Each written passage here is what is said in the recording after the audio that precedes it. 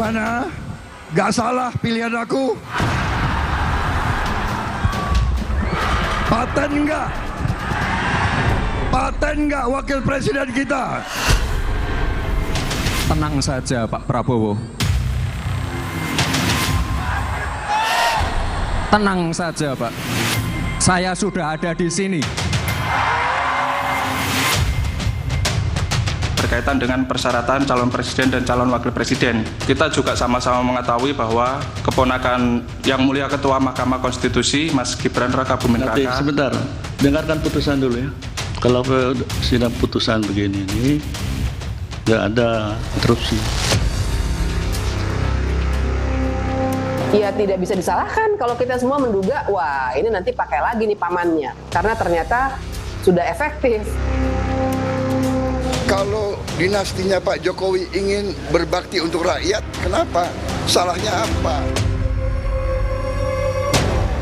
Itu semuanya yang memilih itu rakyat.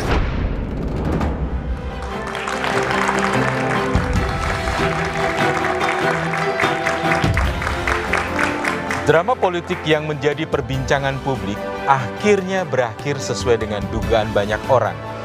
Gibran Rakabuming Raka didapuk jadi pasangan Prabowo Subianto untuk berlaga di Pilpres tahun depan. Pasangan ini pun sudah dideklarasikan dan didaftarkan. Gibran melenggang usai Mahkamah Konstitusi, MK memberikan jalan. MK mengabulkan uji materi perihal usia capres dan cawapres yang diajukan. Putusan ini memicu kritik dan polemik dan dianggap bias kepentingan karena Ketua MK Anwar Usman adalah paman Gibran. Keikutsertaan Gibran dalam Pilpres tahun depan dinilai sebagai upaya Presiden Jokowi membangun dinasti. Apalagi anak bungsunya Kaisang Pangarep langsung jadi Ketua Umum PSI meski baru beberapa hari. Sementara Bobi Nasution menantunya dikabarkan akan maju Pilgub Sumatera Utara di Pilkada tahun depan. Benarkah Jokowi sedang membangun dinasti politik? Inilah Satu Meja The Forum, selamat datang dinasti Jokowi. Malam ini Satu Meja The Forum akan dipandu oleh saya, Tri Agung Krestanto, yang menggantikan host Satu Meja The Forum, Budiman Tanurejo, yang sedang berhalangan hadir.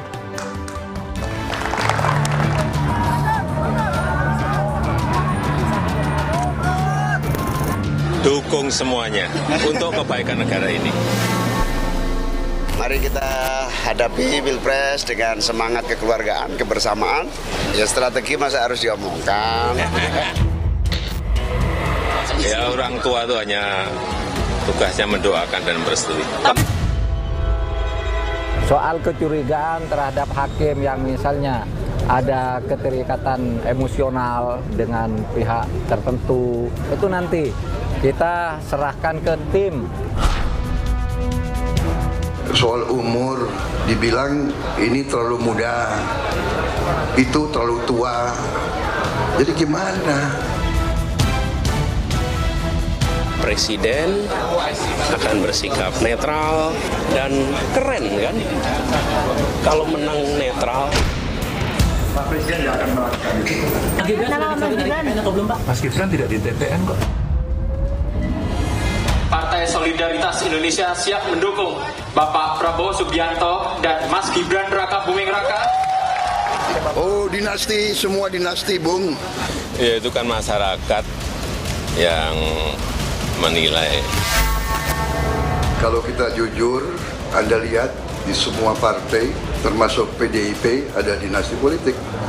Kalau sudah menjadi anggota partai, jangan melirik-melirik lagi untuk pindah partai. Itu tidak ada dedikasi of life-nya. Yang menentukan itu rakyat, yang mencoblos itu juga rakyat. Bukan kita, bukan elit, bukan partai.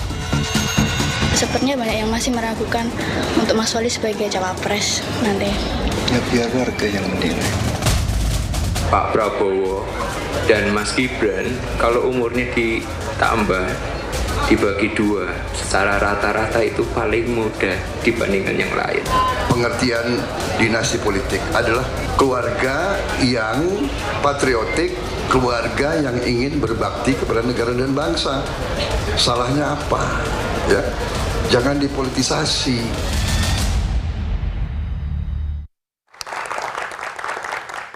Ya, malam hari ini hadir 5 narasumber yang secara kebetulan duduk di sebelah kanan dan kiri saya. Saya tidak memisahkan sebenarnya, tetapi di sebelah kanan ada Bang Panel Barus. Bang Panel adalah Ketua Bapil Pres Projo. Selamat malam, Bang. Malam, Bang Astri. Ya, di sebelahnya Bang Panel ada Mas Fahri Hamzah. Saya sudah lama sekali tidak ketemu Mas Fahri. Sehat selalu. Bang Fahri adalah Wakil Ketua Umum Partai Gelora. Selamat datang di satu meja tuh forum.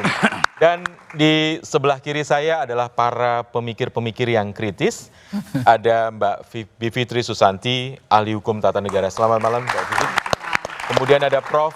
Dr. Lely Aryani, pakar komunikasi politik dari UNAS. Selamat malam, Prof. Mas Tra.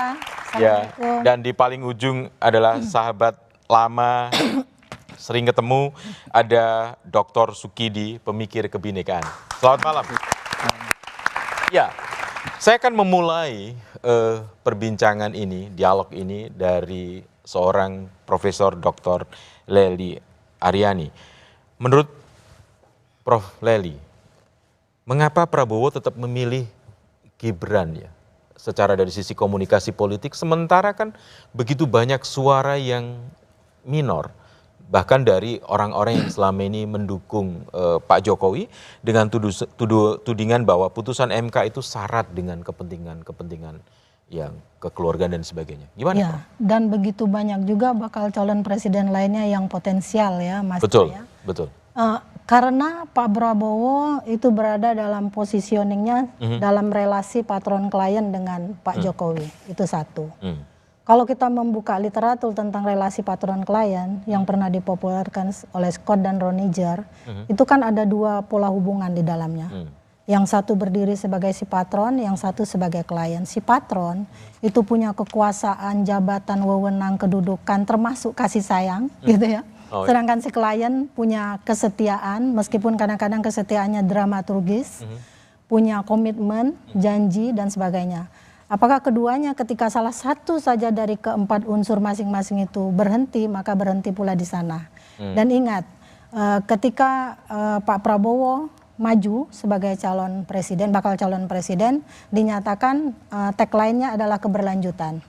Nah, keberlanjutan itu tidak berhenti pada program, tapi juga pada relasi yang dibangun bersama Pak Jokowi sebagai relasi patron klien tadi. Nah, intinya kekuatan itulah yang menyebabkan begitu banyak pilihan, bahkan dari partai-partai politik potensial, kader-kadernya juga potensial, bahkan ketua umum pun juga lewat gitu ya. Tokoh-tokoh yang punya komitmen tinggi, pengalaman dalam kekuasaan jabatan politik dan seterusnya, semuanya lewat. Semuanya lewat. Angin lalu semuanya gitu kan. Nah, intinya seperti itu kira-kira. Ya, saya pindah ke Bang Fahri. Bang Fahri kan dikenal juga kritis pada Presiden Jokowi. Dan tadi mendengar apa yang disampaikan Prof. Lely, apakah itu juga menjadi pertimbangan Partai Gelora sehingga kemudian partai ini juga kemudian menerima begitu saja padahal dengan suara yang sangat kritis di masyarakat tentang putusan MK yang disinyalir mengakali begitu? Kritik-kritik sistemik terhadap sistem pemilu kita saya kira sudah terlalu sering kita ajukan, dan memang kita berada dalam satu sistem yang tidak ideal, yang tidak memungkinkan meritokrasi politik itu berbasis kepada ideologi dan gagasan yang digroom dalam satu partai politik, lalu itu menciptakan program janji-janji, manifesto dan seterusnya itu, lalu kemudian melahirkan kader-kader yang siap untuk mewakili gagasan partai itu untuk bertarung di ruang publik. Mekanisme itu tidak diciptakan oleh sistem kita, sehingga pola pembentukannya itu apalagi dengan ditambah adanya presidensial threshold 20%, maka koalisi kita sebenarnya itu dibentuk oleh kepentingan mengumpulkan tiket. Tidak ada gagasannya. Jadi kita tidak bisa menyesali karena memang kita menciptakan sistem seperti ini. Ya, koalisi perubahan misalnya itu dasar bertemunya tidak ada. Dua partai itu masih ada menterinya di dalam kabinet, dan dua partai yang ada menterinya dalam kabinet itu sebenarnya kalau dicurigai beroposisi kepada presiden, dia bisa mensabotase kebijakan presiden yang bisa menciptakan efek buruk kepada presiden kalau kemudian presiden dianggap akan mendukung salah satu kandidat. Itu yang buat. Saya kira ini dilema kita ya. Jadi karena itu kita nggak bisa secara sederhana memandang ini patron klien dan sebagainya. Tidak bisa karena sistemnya memang tidak ideal. Ini yang menciptakan keharusan kita untuk tetap komit kepada frame sistem yang baik, dan kita menganggap kesementaraan problem ini adalah ya kita harus perbaiki ke depan gitu. Dan Partai Gelora melihat ada dilema itu. Tapi Mbak, saya boleh pindah ke Mbak Bivitri. Mbak Vivit, Gibran sudah resmi didaftarkan bersama dengan Pak Prabowo, dengan kemudian putusan MK juga menjadi banyak sorotan. Mungkin juga apakah menjadi pertimbangan atau tidak menjadi pertimbangan dari pencalonan ini, menurut Mbak Bivitri adalah apakah putusan MK itu cacat sehingga kemudian akan berdampak kepada proses selanjutnya? Sangat debatable ya. Maksud saya kalau cacat sangat debatable itu yang saya maksud adalah kita bisa melihat sebenarnya dengan mata telanjang bahwa memang banyak sekali masalah, terutama tentu saja kaitannya dengan benturan kepentingan. Karena kalau kita buka undang-undang kekuasaan kehakiman, yang namanya benturan kepentingan itu tidak harus antara pemohon dengan hakim. Tapi orang yang punya kepentingan terhadap perkara itu dengan hakim. Nah jadi, dan kita bisa lihat di permohonan yang dimenangkan itu, permohonan nomor 90 yang Almas Saki Biru, itu namanya Gibran disebut. Almas sebagai fansnya. Iya, katanya pengagumnya Gibran. Jadi itu aja sudah kelihatan. Dan memang biasanya Mahkamah Konstitusi itu lebih ketat kalau menilai legal standing orang untuk memohonkan sesuatu. Kadang-kadang orang yang tidak ada di DPR saja kalau menyoal undang-undang pemilu itu biasanya langsung tidak dapat diterima. Kok ini seorang yang pengagum Gibran saja bisa diterima? Kalau di putusan di gugatan permohonan itu tidak menyebut sebagai pengagumnya Gibran, mungkin nggak diterima kali ya? Atau sebaliknya? Nah, kita belum tahu ya. Katanya itu berandai-andai. Tapi Mas Ra, boleh nggak sedikit nih?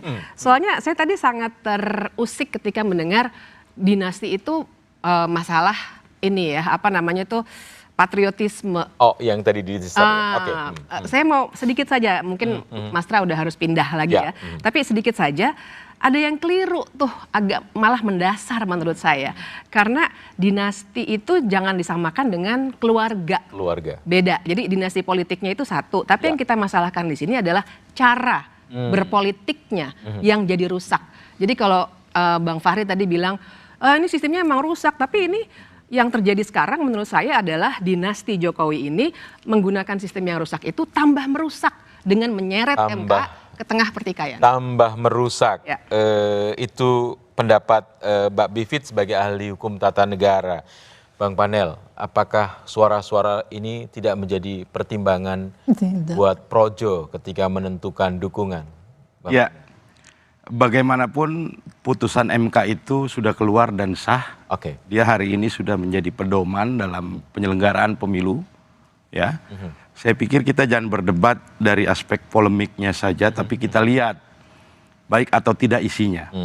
Lalu yang kedua, sebenarnya juga dampak dari putusan ini juga membuka jalan yang cukup luas bagi banyak kepala daerah. Saya hitung tidak kurang dari 21 kepala daerah. Yang bisa sebenarnya maju berkontestasi, gitu. Lalu yang ketiga, kalau ditanya bagaimana ini mempengaruhi atau tidak terhadap keputusan Projo, Mas Tri, Projo itu secara organisasi memutuskan mendukung seseorang itu tanggal 14-15, dan putusan MK ini putusnya tanggal 16, jadi kami sudah putus duluan. Sudah putuskan duluan, baru putusan MK keluar. Jadi apapun keputusan yang kami ambil itulah yang kami pegang. Seperti itu Mas Tri. Ya, oke. saya ingin bertanya kepada Mas Sukidi sebagai pemikir kebangsaan, apakah putusan MK ini konflik kepentingannya sangat besar atau memang ini jalan baru demokrasi di Indonesia? Tetapi jawaban Mas Sukidi akan disampaikan setelah jeda.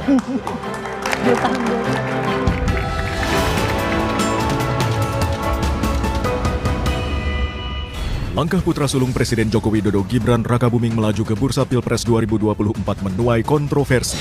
Putusan Mahkamah Konstitusi, lembaga yang diketuai oleh Anwar Usman adik ipar Jokowi soal batas usia Capres-Cawapres disinyalir syarat kepentingan demi memuluskan jalan Gibran menjadi Cawapres Prabowo Subianto.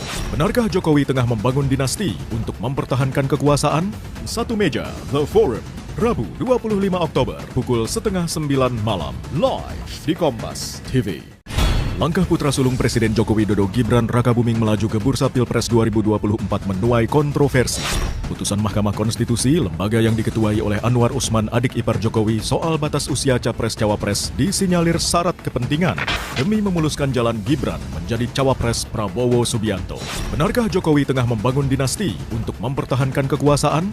Satu meja, The Forum, Rabu 25 Oktober pukul 8:30 malam, live di Kompas TV. Langkah putra sulung Presiden Joko Widodo Gibran Rakabuming melaju ke Bursa Pilpres 2024 menuai kontroversi. Putusan Mahkamah Konstitusi, lembaga yang diketuai oleh Anwar Usman adik ipar Jokowi soal batas usia Capres-Cawapres disinyalir syarat kepentingan demi memuluskan jalan Gibran menjadi Cawapres Prabowo Subianto. Benarkah Jokowi tengah membangun dinasti untuk mempertahankan kekuasaan? Satu meja, The Forum, Rabu 25 Oktober pukul 8:30 malam, live di Kompas TV. Langkah putra sulung Presiden Joko Widodo Gibran Rakabuming melaju ke Bursa Pilpres 2024 menuai kontroversi.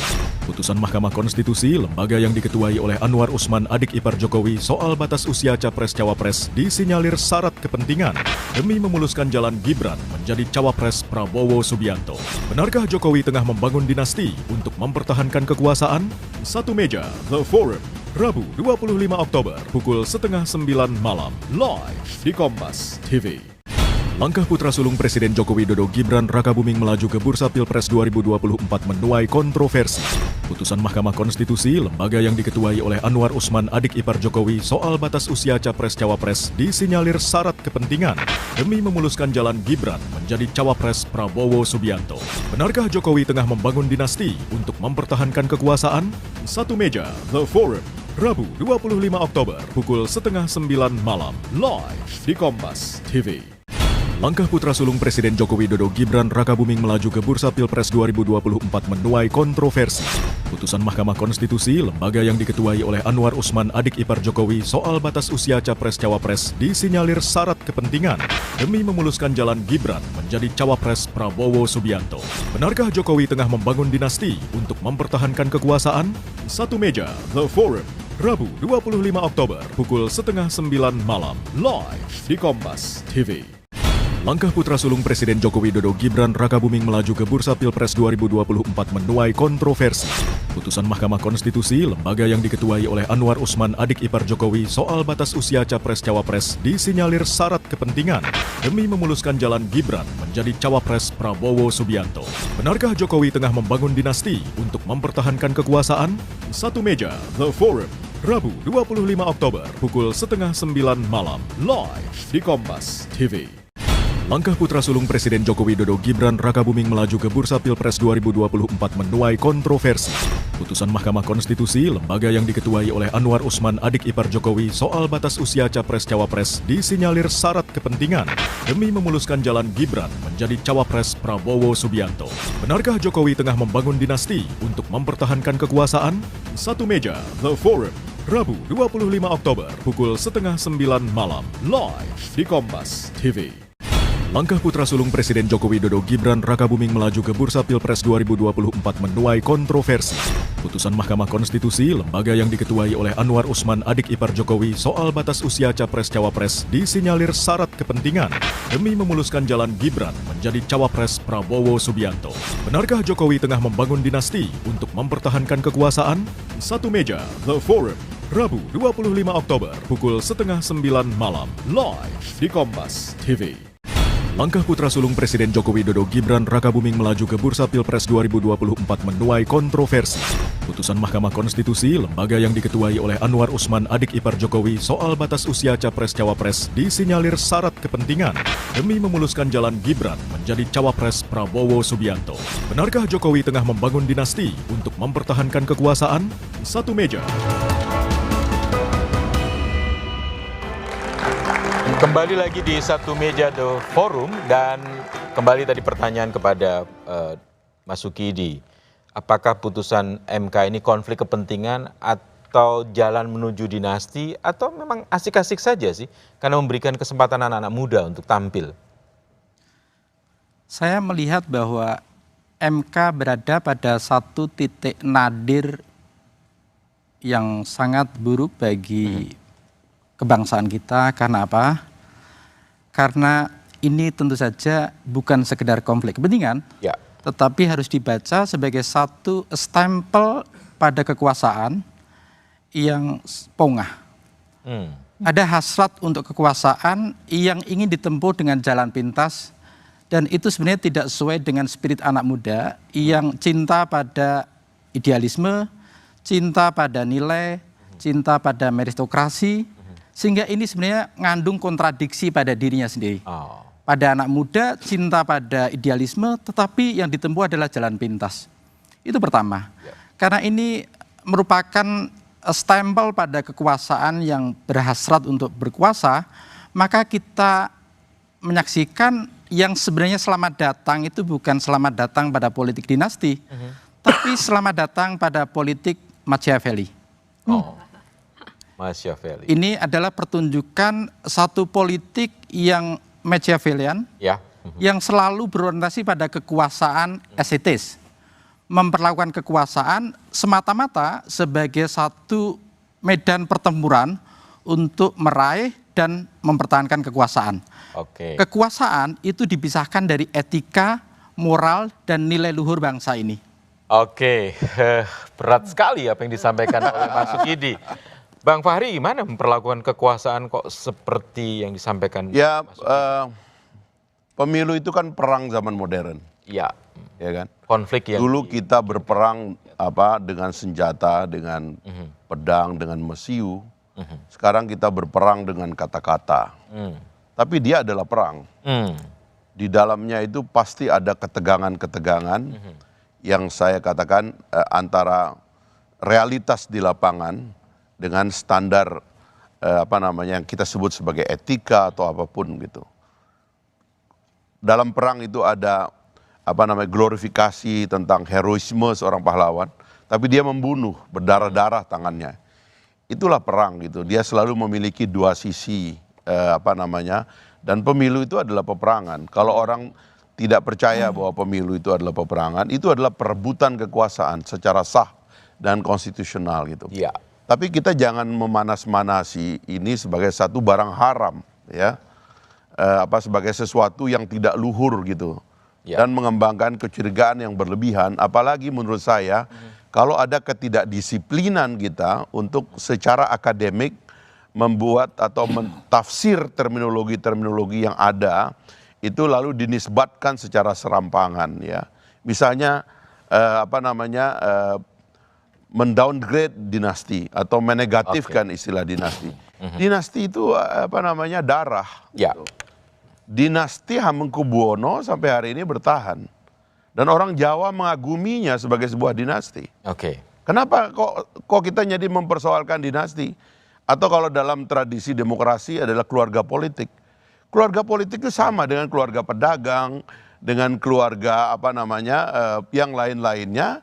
Itu ya keluarga yang punya tendensi menjadi politisi. Keluarga Bung Karno, keluarga Nehru, keluarga Kennedy, itu keluarga. So what gitu? Kenapa dianggap salah gitu loh? Bang Fahri menyebutkan pemilu itu perang, ada dinasti nggak salah juga kemudian, tapi perang dalam hukum humaniter juga ada yang namanya etika dan sebagainya. Mbak Pivit, sekarang sudah dibentuk MK Majelis Kehormatan Mahkamah Konstitusi. Ada Prof. Jimli di situ yang disebutkan pernah menyatakan terbuka mendukung Pak Prabowo. Apa yang harus dilakukan publik kalau begitu? Ya, Yang dilakukan publik jelas harus melihat ya bagaimana MK ini bekerja. Dan begini, saya mau tarik lagi sedikit soal aturan main atau tadi kalau kita katakan politik adalah perang, tapi memang perang pun ada Geneva Convention tuh. Jadi ada rule of the game-nya ada. Nah, menurut saya rule of the game ini yang sudah mulai teracak-acak oleh perilaku yang haus kekuasaan tadi. Nah, jadi kalau misalnya pertanyaannya Mas Tra, oke, jadi publik nih mesti ngapain? Bahwa sekarang ada keresahan ini, kegelisahan, sebagian kemarahan, buat saya itu bagus. Artinya ternyata tidak semua warga negara Indonesia ini tergila-gila dengan kekuasaan dan masih berpikir secara ada rasionalitasnya. Dan untuk anak muda nih terutama ya, sebenarnya kan keliru juga kalau kita maknai bahwa ini membuka jalan untuk anak muda. Nah, kita harus lihat core-nya. Anak muda ini adalah anak muda yang punya privilege. Kalau Anda tidak punya paman hakim MK, tidak punya ayah seorang presiden, Anda tidak mungkin juga umur 36 tahun jadi calon wakil presiden. Itu yang harus kita pegang betul juga tuh, jadi jangan salah kaprah. Iya, apa yang disampaikan Mbak Bivit itu bisa mengancam suara Pak Prabowo Gibran gembos. Sebagai pendukungnya Bang Panel, apa yang mau dilakukan untuk itu?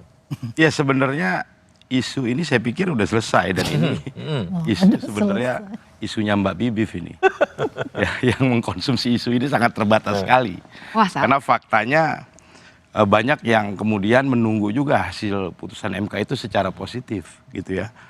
Yang kedua, kalau ditanya bagaimana dampaknya isu ini terhadap pemenangan Pak Prabowo dan Gibran, hari ini sangat luar biasa ya. Kami tadi sama-sama memulai dari Indonesia Arena GBK. Luar biasa antusiasme para pendukung Pak Prabowo Gibran dan juga sebagian besar menunggu di KPU. Saya melihat ada genggap gempita yang luar biasa di mana partisipasi publik tersedot mengantarkan pendaftaran Pak Prabowo dan Mas Gibran ke KPU tadi.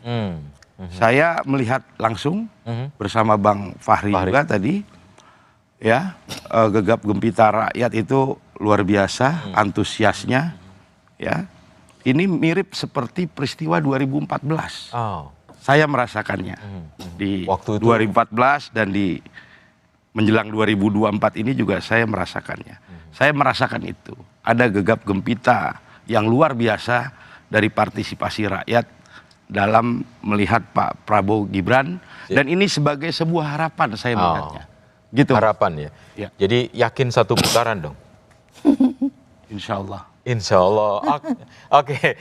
Prof Lely, susah ya menjelaskan pada publik sekarang ini, komunikasi politiknya. Apa dampaknya kalau terhadap demokrasi di negara kita? Iya. Kalau tadi Bang Fahri udah bilang perang-perangan, memang politik itu adalah perang tak berdarah. Dan perang itu adalah politik berdarah, gitu ya. Jadi apa yang kita bicarakan hari ini, Mas Tra, kita yang berenam aja ini punya persepsi yang berbeda tentang satu topik, tentang politik dinasti. Konstruksi realitas hari ini yang disajikan di publik, yang katanya membuat bergetar tadi dan sebagainya, itu memang disediakan oleh banyak teori untuk menilainya.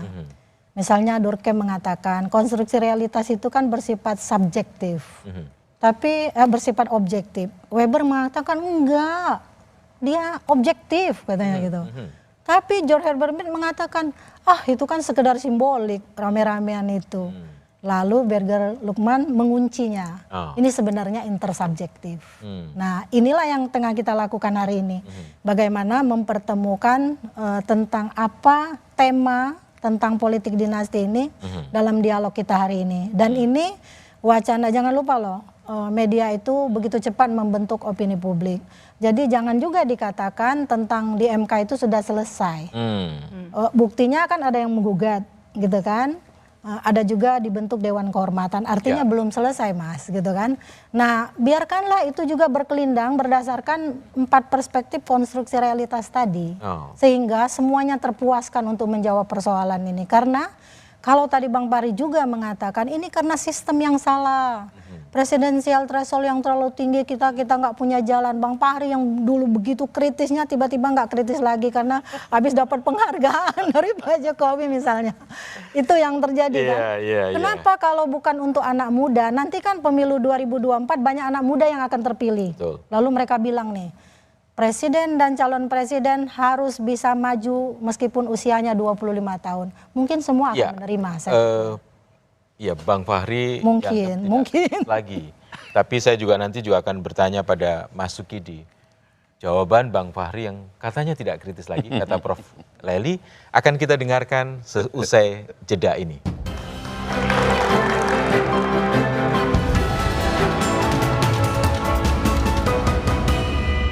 Langkah putra sulung Presiden Joko Widodo Gibran Rakabuming melaju ke Bursa Pilpres 2024 menuai kontroversi. Putusan Mahkamah Konstitusi, lembaga yang diketuai oleh Anwar Usman adik ipar Jokowi soal batas usia Capres-Cawapres disinyalir syarat kepentingan demi memuluskan jalan Gibran menjadi Cawapres Prabowo Subianto. Benarkah Jokowi tengah membangun dinasti untuk mempertahankan kekuasaan? Satu meja, The Forum, Rabu 25 Oktober pukul 8:30 malam, live di Kompas TV. Langkah putra sulung Presiden Joko Widodo Gibran Rakabuming melaju ke Bursa Pilpres 2024 menuai kontroversi. Putusan Mahkamah Konstitusi, lembaga yang diketuai oleh Anwar Usman adik ipar Jokowi soal batas usia Capres-Cawapres disinyalir syarat kepentingan demi memuluskan jalan Gibran menjadi Cawapres Prabowo Subianto. Benarkah Jokowi tengah membangun dinasti untuk mempertahankan kekuasaan? Satu meja, The Forum, Rabu 25 Oktober pukul 8:30 malam, live di Kompas TV. Langkah putra sulung Presiden Joko Widodo Gibran Rakabuming melaju ke Bursa Pilpres 2024 menuai kontroversi. Putusan Mahkamah Konstitusi, lembaga yang diketuai oleh Anwar Usman adik ipar Jokowi soal batas usia Capres-Cawapres disinyalir syarat kepentingan demi memuluskan jalan Gibran menjadi Cawapres Prabowo Subianto. Benarkah Jokowi tengah membangun dinasti untuk mempertahankan kekuasaan? Satu meja, The Forum, Rabu 25 Oktober pukul 8:30 malam, live di Kompas TV. Langkah putra sulung Presiden Joko Widodo Gibran Rakabuming melaju ke Bursa Pilpres 2024 menuai kontroversi. Putusan Mahkamah Konstitusi, lembaga yang diketuai oleh Anwar Usman adik ipar Jokowi soal batas usia Capres-Cawapres disinyalir syarat kepentingan demi memuluskan jalan Gibran menjadi Cawapres Prabowo Subianto. Benarkah Jokowi tengah membangun dinasti untuk mempertahankan kekuasaan? Satu meja, The Forum, Rabu 25 Oktober pukul 8:30 malam, live di Kompas TV. Langkah putra sulung Presiden Joko Widodo Gibran Rakabuming melaju ke Bursa Pilpres 2024 menuai kontroversi. Putusan Mahkamah Konstitusi, lembaga yang diketuai oleh Anwar Usman adik ipar Jokowi soal batas usia Capres-Cawapres disinyalir syarat kepentingan demi memuluskan jalan Gibran menjadi Cawapres Prabowo Subianto. Benarkah Jokowi tengah membangun dinasti untuk mempertahankan kekuasaan? Satu meja, The Forum, Rabu 25 Oktober pukul 8:30 malam, live di Kompas TV. Langkah putra sulung Presiden Joko Widodo Gibran Rakabuming melaju ke Bursa Pilpres 2024 menuai kontroversi. Putusan Mahkamah Konstitusi, lembaga yang diketuai oleh Anwar Usman adik ipar Jokowi soal batas usia Capres-Cawapres disinyalir syarat kepentingan demi memuluskan jalan Gibran menjadi Cawapres Prabowo Subianto. Benarkah Jokowi tengah membangun dinasti untuk mempertahankan kekuasaan? Satu meja, The Forum, Rabu 25 Oktober pukul 8:30 malam, live di Kompas TV. Langkah putra sulung Presiden Joko Widodo Gibran Rakabuming melaju ke Bursa Pilpres 2024 menuai kontroversi. Putusan Mahkamah Konstitusi, lembaga yang diketuai oleh Anwar Usman adik ipar Jokowi soal batas usia Capres-Cawapres disinyalir syarat kepentingan demi memuluskan jalan Gibran menjadi Cawapres Prabowo Subianto. Benarkah Jokowi tengah membangun dinasti untuk mempertahankan kekuasaan? Satu meja, The Forum, Rabu 25 Oktober pukul 8:30 malam, live di Kompas TV. Langkah putra sulung Presiden Joko Widodo Gibran Rakabuming melaju ke Bursa Pilpres 2024 menuai kontroversi. Putusan Mahkamah Konstitusi, lembaga yang diketuai oleh Anwar Usman adik ipar Jokowi soal batas usia Capres-Cawapres disinyalir syarat kepentingan demi memuluskan jalan Gibran menjadi Cawapres Prabowo Subianto. Benarkah Jokowi tengah membangun dinasti untuk mempertahankan kekuasaan? Satu meja, The Forum, Rabu 25 Oktober pukul 8:30 malam, live di Kompas TV. Langkah putra sulung Presiden Joko Widodo Gibran Rakabuming melaju ke bursa Pilpres 2024 menuai kontroversi. Putusan Mahkamah Konstitusi, lembaga yang diketuai oleh Anwar Usman adik ipar Jokowi soal batas usia Capres-Cawapres disinyalir syarat kepentingan demi memuluskan jalan Gibran menjadi Cawapres Prabowo Subianto. Benarkah Jokowi tengah membangun dinasti untuk mempertahankan kekuasaan? Satu meja, The Forum. Rabu 25 Oktober pukul 8:30 malam live di Kompas TV. Langkah putra sulung Presiden Joko Widodo Gibran Rakabuming melaju ke bursa Pilpres 2024 menuai kontroversi. Putusan Mahkamah Konstitusi, lembaga yang diketuai oleh Anwar Usman adik ipar Jokowi soal batas usia Capres-Cawapres disinyalir syarat kepentingan demi memuluskan jalan Gibran menjadi Cawapres Prabowo Subianto. Benarkah Jokowi tengah membangun dinasti untuk mempertahankan kekuasaan? Satu meja, The Forum.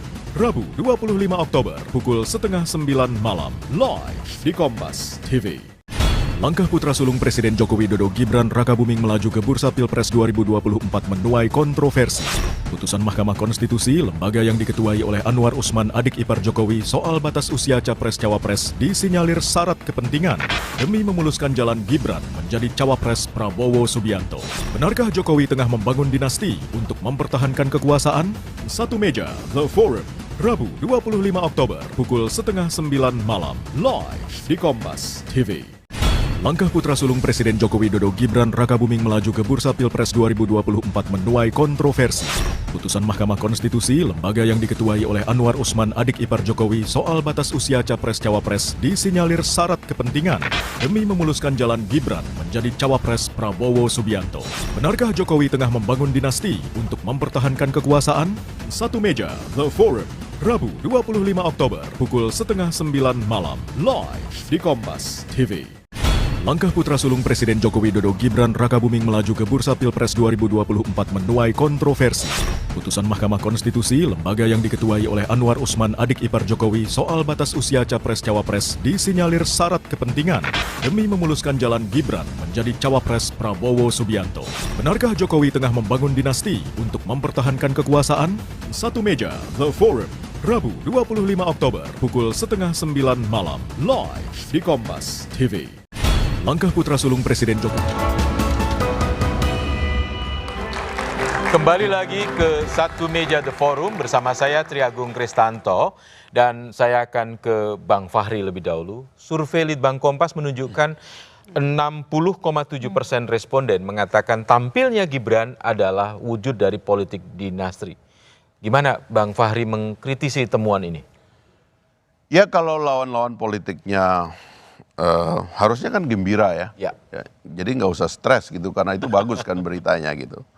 Tapi saya kira saya sudah mengkoreksi tadi definisi dari terminologi dinasti politik itu agak misleading kalau kita terapkan dalam tradisi masyarakat demokrasi. Sebab dinasti itu bahasa kitanya, bahasa Indonesia itu wangsa. Wangsa itu adalah raja-raja, pewarisan kekuasaan karena darah. Ini nggak ada pewarisan karena darah, ini adalah pewarisan kekuasaan melalui pemilu. Seperti yang dikatakan oleh Pak Jokowi. Belum tentu menang. Pak JK pernah menyadukan ponakannya pada saat dia jadi wakil presiden, kalah sama kota kosong. Pak Ma'ruf Amin kemarin ngajuin anaknya di Tangerang, kalah itu. Kalah bisa kalah juga kok. Keluarga penguasa bisa kalah juga. Ini rakyat kok yang memutusin. Kenapa kita stres soal beginian ini gitu. Jadi itu satu ya. Makanya saya ingin membuat koreksi juga supaya kita tidak. Lagian juga dalam saya baca konvensi perang ya. Aturan pemilu itu lebih ketat daripada konvensi perang. Dan penyelenggara pemilu kita ini terbuka. Itu ada KPU, ada Bawaslu, ada DKPP, dan koordinator dalam pemerintahan penyelenggara pemilu namanya Menko Polhukam. Pak Mahfud MD itu adalah penanggung jawab pelaksanaan pemilu. Dan dia sudah mengikuti proses ini termasuk membuat sistem dan aturannya udah lebih kurang setahun. Artinya sebenarnya karena dia juga maju sekarang, dia juga ngerti nih barang gitu loh. Apakah saya boleh mengatakan ini ada konflik kepentingan? Kan bahaya juga kalau semua dikonflikkan kepentingan. Saya dengan Ketua Mahkamah Konstitusi satu kampung. Saya kenal orang ini. Ini orang jalur masuk ke MK-nya mulai jalur pengadilan. Ini hakim agama yang lurus. Tapi bahwa satu hari dia menikah dengan keluarga Pak Jokowi kan enggak, dia sudah menunggu istrinya meninggal lama kok. Apa ini yang mau kita bahas ini, ya kan? Nggak disiplin kita ini dalam berteori gitu loh. Ya. Saya kira itu. Rakyat yang menentukan dan kemudian belum tentu juga. Tetapi pada satu sisi kekuasaan itu seperti candu juga nampaknya. Ya. Siapa yang sudah menikmati akan kemudian ingin mengulangi menikmatinya terus. Apa begitu, Mas Sukidi? Ya, saya kira ini satu praktek bagaimana the will to power, kehendak untuk berkuasa itu dipertahankan dan dirawat dengan berbagai cara. Karena itu saya menegaskan bahwa selamat datang politik Machiavelli, karena ini mengandaikan bahwa cara melihat kekuasaan itu terlepas dari panduan moral, panduan etika, dan panduan nilai luhur bangsa. Efek dari politik Machiavelli ini adalah kepemimpinan yang disandarkan pada kelicikan, keculasan, dan mengabaikan satu prinsip yang ingin saya sebut sebagai prinsip meritokrasi. Dalam republik, ketika para pendiri bangsa memilih demokrasi, mereka berimajinasi bahwa ini adalah jalan terbaik untuk memberikan kesetaraan kepada semua warga negara. Bukan monarki. Nah, ini kita membayangkan, sekarang kita menyaksikan bagaimana sebenarnya republik ini didirikan dengan demokrasi, tetapi sebenarnya berpikirnya dengan cara monarki. Sehingga demokrasi langsung dijadikan satu alasan pembenaran untuk merawat kekuasaan. Padahal kita tahu bahwa kekuasaan itu bekerja dengan intervensi dan pengerahan seluruh sumber daya negara untuk merawat kekuasaan itu sendiri. Mbak Bivit, apa bahayanya kalau kemudian mempertahankan kekuasaan dengan menggunakan semua instrumen demokrasi yang seharusnya berlaku adil, seharusnya imparsial dan sebagainya? Ya, jadi demokrasi itu kan semua ada pagarnya. Jadi kalau misalnya kita mau andaikan dengan perang tadi, memang betul pemilu itu ada undang-undangnya, ada KPU-nya dan lain sebagainya. Tapi kan kita juga kalau mau jernih melihat sebenarnya pagar itu tidak hanya hukum dan institusi penegakan hukum, tapi juga etik. Misalnya kita bisa marah sekarang ada perang Palestina dan Israel, perang ya, tapi kemudian banyak yang dilanggar, tapi tidak ada yang berlaku apapun, bisa dengan alasan, oh karena Amerika punya hak veto, misalnya begitu.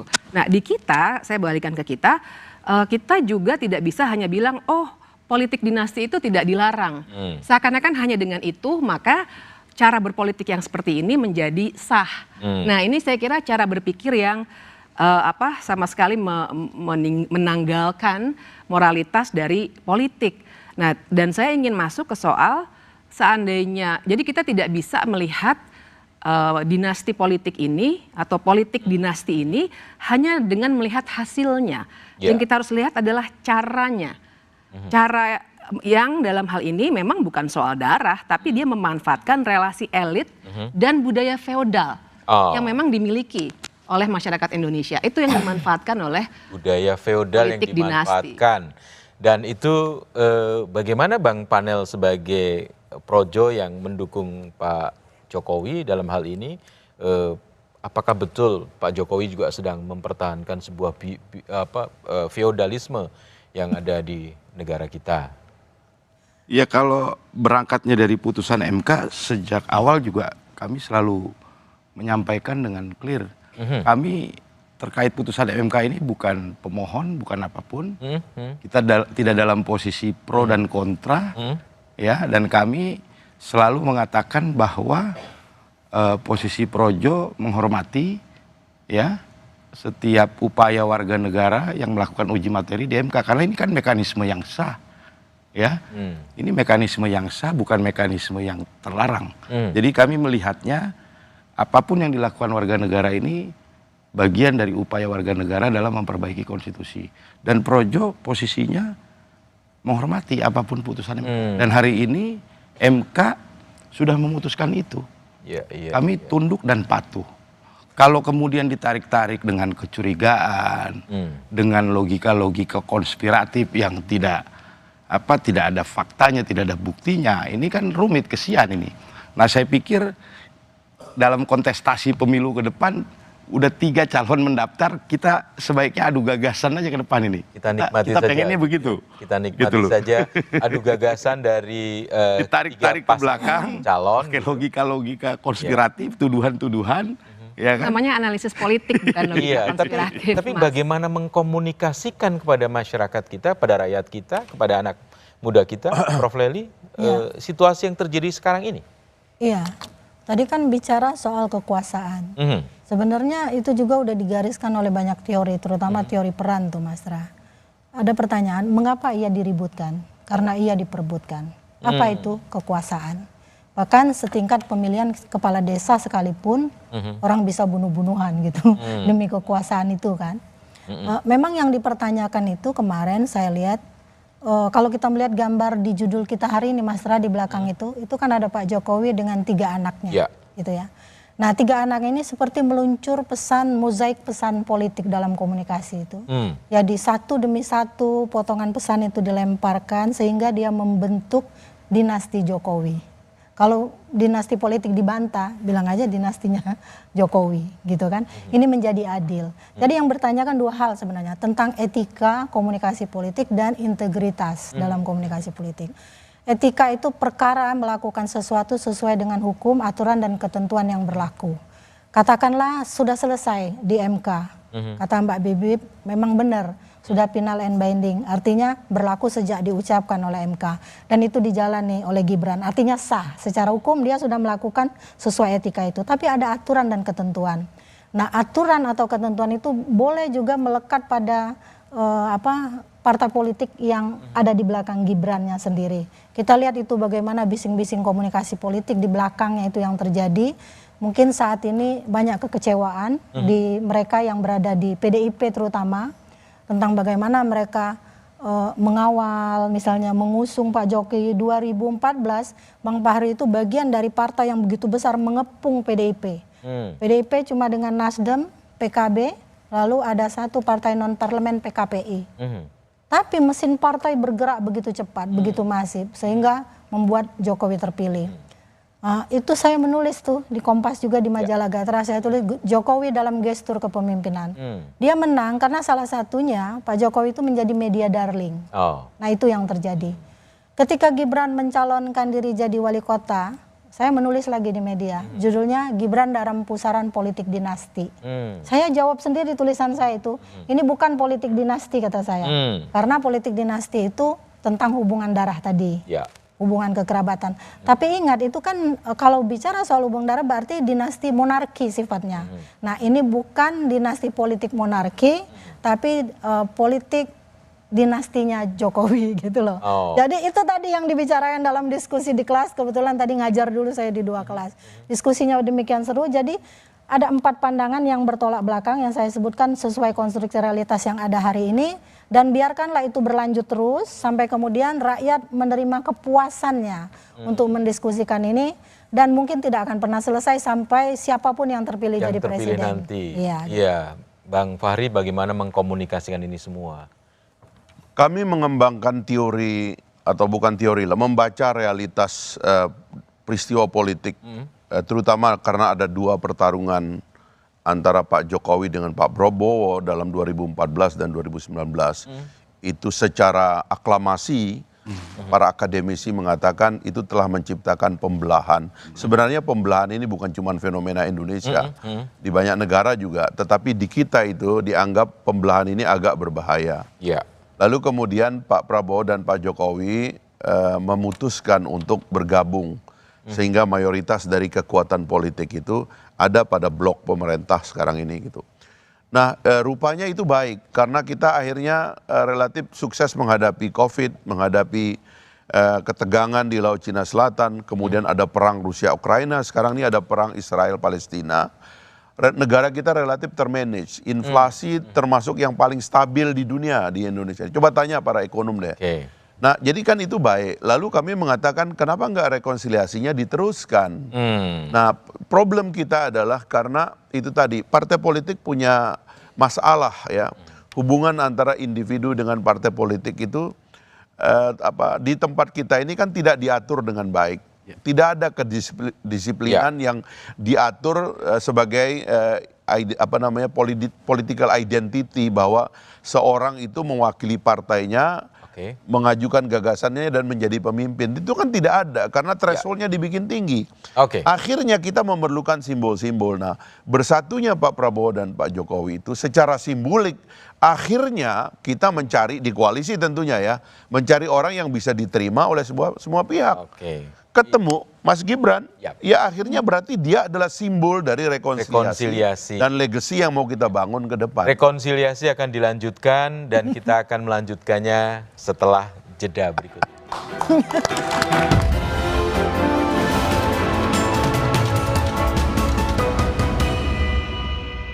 Langkah putra sulung Presiden Joko Widodo Gibran Rakabuming melaju ke bursa Pilpres 2024 menuai kontroversi. Putusan Mahkamah Konstitusi, lembaga yang diketuai oleh Anwar Usman adik ipar Jokowi soal batas usia Capres-Cawapres disinyalir syarat kepentingan demi memuluskan jalan Gibran menjadi Cawapres Prabowo Subianto. Benarkah Jokowi tengah membangun dinasti untuk mempertahankan kekuasaan? Satu meja, The Forum, Rabu 25 Oktober pukul 8:30 malam, live di Kompas TV. Langkah putra sulung Presiden Joko Widodo Gibran Rakabuming melaju ke bursa Pilpres 2024 menuai kontroversi. Putusan Mahkamah Konstitusi, lembaga yang diketuai oleh Anwar Usman adik ipar Jokowi soal batas usia Capres-Cawapres disinyalir syarat kepentingan demi memuluskan jalan Gibran menjadi Cawapres Prabowo Subianto. Benarkah Jokowi tengah membangun dinasti untuk mempertahankan kekuasaan? Satu meja, The Forum, Rabu 25 Oktober pukul 8:30 malam, live di Kompas TV. Langkah putra sulung Presiden Joko Widodo Gibran Rakabuming melaju ke bursa Pilpres 2024 menuai kontroversi. Putusan Mahkamah Konstitusi, lembaga yang diketuai oleh Anwar Usman adik ipar Jokowi soal batas usia Capres-Cawapres disinyalir syarat kepentingan demi memuluskan jalan Gibran menjadi Cawapres Prabowo Subianto. Benarkah Jokowi tengah membangun dinasti untuk mempertahankan kekuasaan? Satu meja, The Forum, Rabu 25 Oktober pukul 8:30 malam, live di Kompas TV. Langkah putra sulung Presiden Joko Widodo Gibran Rakabuming melaju ke bursa Pilpres 2024 menuai kontroversi. Putusan Mahkamah Konstitusi, lembaga yang diketuai oleh Anwar Usman adik ipar Jokowi soal batas usia Capres-Cawapres disinyalir syarat kepentingan demi memuluskan jalan Gibran menjadi Cawapres Prabowo Subianto. Benarkah Jokowi tengah membangun dinasti untuk mempertahankan kekuasaan? Satu meja, The Forum, Rabu 25 Oktober pukul 8:30 malam, live di Kompas TV. Langkah putra sulung Presiden Joko Widodo Gibran Rakabuming melaju ke bursa Pilpres 2024 menuai kontroversi. Putusan Mahkamah Konstitusi, lembaga yang diketuai oleh Anwar Usman adik ipar Jokowi soal batas usia Capres-Cawapres disinyalir syarat kepentingan demi memuluskan jalan Gibran menjadi Cawapres Prabowo Subianto. Benarkah Jokowi tengah membangun dinasti untuk mempertahankan kekuasaan? Satu meja, The Forum, Rabu 25 Oktober pukul 8:30 malam, live di Kompas TV. Langkah putra sulung Presiden Joko Widodo Gibran Rakabuming melaju ke bursa Pilpres 2024 menuai kontroversi. Putusan Mahkamah Konstitusi, lembaga yang diketuai oleh Anwar Usman adik ipar Jokowi soal batas usia Capres-Cawapres disinyalir syarat kepentingan demi memuluskan jalan Gibran menjadi Cawapres Prabowo Subianto. Benarkah Jokowi tengah membangun dinasti untuk mempertahankan kekuasaan? Satu meja, The Forum, Rabu 25 Oktober pukul 8:30 malam, live di Kompas TV. Langkah putra sulung Presiden Joko Widodo Gibran Rakabuming melaju ke bursa Pilpres 2024 menuai kontroversi. Putusan Mahkamah Konstitusi, lembaga yang diketuai oleh Anwar Usman adik ipar Jokowi soal batas usia Capres-Cawapres disinyalir syarat kepentingan demi memuluskan jalan Gibran menjadi Cawapres Prabowo Subianto. Benarkah Jokowi tengah membangun dinasti untuk mempertahankan kekuasaan? Satu meja, The Forum, Rabu 25 Oktober pukul 8:30 malam, live di Kompas TV. Langkah putra sulung Presiden Joko Widodo Gibran Rakabuming melaju ke bursa Pilpres 2024 menuai kontroversi. Putusan Mahkamah Konstitusi, lembaga yang diketuai oleh Anwar Usman adik ipar Jokowi soal batas usia Capres-Cawapres disinyalir syarat kepentingan demi memuluskan jalan Gibran menjadi Cawapres Prabowo Subianto. Benarkah Jokowi tengah membangun dinasti untuk mempertahankan kekuasaan? Satu meja, The Forum, Rabu 25 Oktober pukul 8:30 malam, live di Kompas TV. Langkah putra sulung Presiden Joko Widodo Gibran Rakabuming melaju ke bursa Pilpres 2024 menuai kontroversi. Putusan Mahkamah Konstitusi, lembaga yang diketuai oleh Anwar Usman adik ipar Jokowi soal batas usia Capres-Cawapres disinyalir syarat kepentingan demi memuluskan jalan Gibran menjadi Cawapres Prabowo Subianto. Benarkah Jokowi tengah membangun dinasti untuk mempertahankan kekuasaan? Satu meja, The Forum, Rabu 25 Oktober, pukul 8:30 malam, live di Kompas TV. Langkah putra sulung Presiden Joko Widodo Gibran Rakabuming melaju ke Bursa Pilpres 2024 menuai kontroversi. Putusan Mahkamah Konstitusi, lembaga yang diketuai oleh Anwar Usman adik ipar Jokowi soal batas usia Capres-Cawapres disinyalir syarat kepentingan demi memuluskan jalan Gibran menjadi Cawapres Prabowo Subianto. Benarkah Jokowi tengah membangun dinasti untuk mempertahankan kekuasaan? Satu meja, The Forum, Rabu 25 Oktober, pukul 8:30 malam, live di Kompas TV. Langkah putra sulung. Kembali lagi di Satu Meja The Forum bersama saya Triagung Kristanto. Tadi Bang Fahri mengatakan rekonsiliasi harus dilanjutkan, persatuan Indonesia harus dipertahankan, tapi bagaimana mengontrol kemungkinan penyimpangan kekuasaan, penyelewengan kekuasaan. Nah, sekalian juga menutup closing statementnya Bang Panel Barus dan kemudian nanti dilanjutkan Bang Fahri. Ya, saya pikir putusan MK sudah final dan mengikat. Kita patuhi, kita hargai itu. Yang kedua, sekarang waktunya kita kasih kesempatan kepada seluruh anak bangsa yang terbaik yang akan berkontestasi di pemilu 2024 untuk beradu gagasan. Lalu yang ketiga, kita berharap pemilu 2024 ini menjadi ajang konsolidasi yang besar bagi bangsa ini. Supaya bangsa ini bisa lompat ke depan menjadi sebuah bangsa yang maju.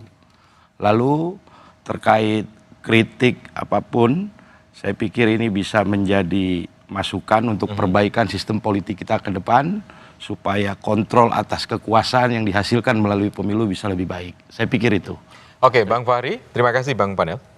Saya menyaksikan dua pidato anak muda tokoh PDIP dalam setahun ini. Itu dua yang paling mengagumkan menurut saya, pidatonya Mbak Puan dan pidatonya Gibran tadi. Dua-duanya kader PDIP. Anak muda, tapi Gibran mungkin jauh lebih muda. Menurut saya kita harus merayakan bahwa tahun depan Indonesia akan dipimpin oleh kaum muda. Dan karena itu hari ini 4 hari lagi kita akan memperingati Hari Sumpah Pemuda. Saya kira juga harus dirayakan bahwa Indonesia yang mengglorifikasi demographic bonus, 60% pemilih kita kaum muda dan sebagainya itu, belum secara serius meletakkan kesempatan bagi kaum muda. Apapun keputusan Mahkamah Konstitusi ini menurut saya itu pintu yang sudah dibuka lebar. Bahkan kami akan gunakan pintu ini lagi untuk membongkar presidential threshold dan parliamentary threshold. Karena azasnya bisa sama, bahwa pembatasan orang untuk bertanding dan siapapun dia yang yang mengalami karir dalam politik elektoral sehingga dia bisa suatu hari menjadi calon presiden, itu harus diberikan dan dibuka kepada semua hambatan lain. Presidential threshold, parliamentary threshold, ke depan harus dihapus. Biar orang seperti Fahri Hamzah dari kampung di Sumbawa bisa tarung juga. Bisa suatu saat karena jadi presiden. partainya akan mencalonkan dia dan beradu dengan calon partai lain. Ini kan keangkuhan dari partai-partai yang melarang saya masuk. Sehingga kemudian mereka jadi korban karena Gibran yang maju. Rasain loh. Iya. Oke, Mbak Bivit, gimana mengontrolnya kalau gitu? Saya membayangkan ya, kita ini lomba lari. Ini kan dari tadi ngomongnya adu gagasan. Berarti kita lomba lari. Tapi bayangkan bahwa garis startnya itu nggak sama. Ada yang udah agak maju, ada yang malah ke belakang sekali. Di mana tuh ketidaksamaannya? Karena posisi yang pengistimewaan. Seperti tadi, kalau Anda hanya anak muda, tapi Anda bukan anak presiden, sangat mungkin tidak akan, apalagi ya, gitu. Kalau misalnya Bang Fahri. Nah, tapi selain titik start, bahkan yang saya khawatirkan adalah ketika nanti berlomba, juga ada ketidakadilan. Karena yang satu akan bisa menggunakan tangan-tangan kekuasaan sementara yang lainnya mungkin minim tangan-tangan kekuasaan. Nah itulah yang saya khawatirkan sekali. Jadi kalau ngajak adu gagasan ya saya tentu saja setuju. Tapi kan kita mulainya juga tidak dengan gagasan, tapi mulainya dengan penggunaan kekuasaan yang berlebihan. Mulainya dengan dugaan penyalahgunaan kewenangan dan sebagainya. Prof. Lely gimana? Ya, sebenarnya apa yang terjadi pada Gibran hari ini itu sebenarnya adalah cermin dengan apa yang terjadi juga di daerah-daerah pada skala atau level yang lebih kecil. Tetapi karena pusat kekuasaan itu adalah modeling, gitu kan? Apa yang terjadi pada Gibran ini menjadi seperti reinforcement gitu kan, meneguhkan kembali kekuatan untuk melakukan nggak apa-apa presiden kita aja gitu kan. Nah, jadi yang kita tagih adalah sekarang ini soal integritas. Integritas itu kan perkara melakukan sesuatu yang baik, itu ya, tidak peduli hukum apapun yang mengaturnya. Jadi kita tinggal menunggu dari ketiga pasang calon presiden dan wakil presiden ini, karena ini sudah selesai, gugatannya nggak mungkin dikabulkan juga barangkali ya, sudah bisa terbaca itu, kita menunggu integritas dari ketiganya, termasuk ketika misalnya Pak Prabowo terpilih bersama Gibran. Integritas menjaga demokrasi, saya dengan menarik nafas panjang. Bagaimana masa depan demokrasi kita kalau begitu? Masa depan demokrasi kita saya kira akan bagus kalau kita letakkan bahwa Republik ini didirikan oleh para ibu dan pendiri bangsa dengan menawarkan spirit kesetaraan kepada semua warga negara. Karena itu saya ingin melihat Indonesia sebagai negara yang mempromosikan spirit kesetaraan itu. Lah spirit kesetaraan itulah yang harus kita junjung tinggi agar setiap warga negara apapun backgroundnya itu memperoleh kesempatan yang sama berdasarkan merit system, bukan berdasarkan nepotisme yang berakhir pada privilege yang dimiliki oleh anak dari Indonesia. Karena itu efek dari meritokrasi itu adalah inilah faktor kunci kemajuan satu negara. Amerika, para pendiri bangsa Amerika, Thomas Jefferson dan kawan-kawan melihat diri mereka sebagai man of merit. Singapura, Lee Kuan Yew sejak awal, sejak tahun 1970-an meletakkan Amerika itu sebagai negara meritokrasi. Karena itu mereka yang pintar, mereka yang berpendidikan, mereka yang punya kecakapan, mereka yang berbudi luhur, punya karir yang cukup cemerlang di Singapura. Lah, Republik ini harus disandarkan pada prinsip meritokrasi ini. Agar apa? Agar warga negara yang baik, yang punya budi luhur, yang punya etika, yang punya visi tentang gagasan Indonesia ke depan, ikut serta dan diberikan kesetaraan yang sama untuk menata Republik ini ke depan. Iya, politik dan kekuasaan memang membuat seperti candu. Bahkan kita yang tidak memegang kekuasaan pun juga menikmatinya, membicarakannya dengan tak habis-habisnya. Dan saya ingin mengucapkan terima kasih kepada Mas Sukidi, Prof. Lely, Mbak Bivit, Bang Fahri, dan Bang Panel yang sudah hadir pada malam hari ini di satu meja The Forum. Dan kita memang harus bersama-sama menjaga negara ini dan tetap mengontrol kekuasaan. Dan tak ada yang salah dengan anak muda yang ingin berkuasa. Juga tidak ada yang salah dengan orang tua yang menginginkan anak-anaknya melanjutkan pekerjaan yang sudah dilakukan selama tak melanggar aturan dan menyalahgunakan kekuasaan. Namun di atas beragam aturan itu dan undang-undang ada etika dan asas kepatutan. Juga ada nilai dan norma yang seharusnya menjadi rujukan. Idealnya setiap pemimpin bisa menjadi negarawan yang mengedepankan kepentingan bangsa dan negara, bukan yang lainnya. Sukseskan pemilu 2024 dan pastikan tetap di Kompas TV, independen, terpercaya untuk mengikuti perkembangan berita berikutnya. Demikian satu meja The Forum malam ini. Sampai jumpa pekan depan. Selamat malam dan terima kasih semuanya.